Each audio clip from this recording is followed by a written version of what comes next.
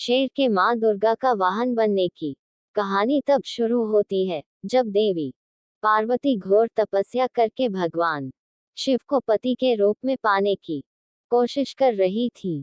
सालों तक तप करने के बाद माता पार्वती को भोले भंडारी अपनी पत्नी के रूप में अपना लेते हैं।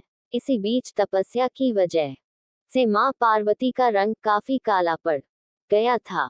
एक दिन ऐसे ही बातचीत के दौरान भगवान शिव माँ पार्वती को काली कह देते हैं। ये बात उन्हें पसंद नहीं आती और वो नाराज होकर दोबारा तप करने के लिए चली जाती है।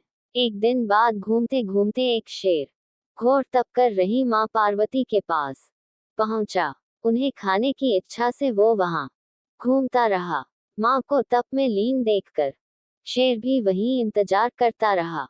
देवी का इंतजार करते करते सालों बीत गए। शेर माँ पार्वती के तेज की वजह से उनके पास नहीं पहुंच पाता था। कोशिश करता था और असफलता हाथ लगने पर दोबारा लौटकर कोने में बैठ जाता था। ऐसा करते करते कई साल बीत गए। माँ के तप से खुश होकर भगवान शिव प्रकट हुए और माँ से मनचाहा वरदान मांगने को कहा। देवी पार्वती अपना गोरा रंग वापस पाना चाहती हैं। भगवान ने आशीर्वाद दिया और वहां से चले गए।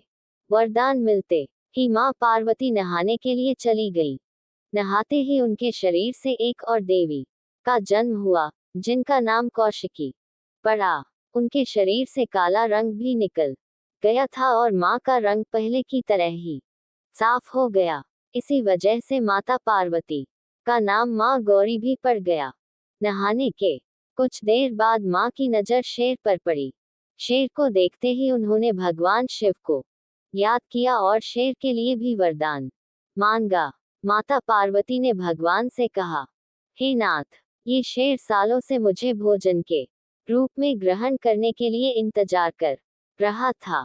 मेरे पूरे तप के दौरान यही था। जितना तप मैंने किया है उतनी ही तपस्या इसने भी की है। इसी वजह से अब वरदान के रूप में इस शेर को मेरी सवारी बना दीजिए। भगवान ने प्रसन्न होकर माता की बात मान ली और शेर को उनकी सवारी बना दिया। आशीर्वाद मिलने के बाद माता शेर पर सवार हो गई और तभी से उनका नाम माँ शेरावाली और दुर्गा पड़ गया। अगर आपको ये वीडियो अच्छा लगे तो एक लाइक कर देना, सब्सक्राइब कर देना और घंटी का बटन दबा देना।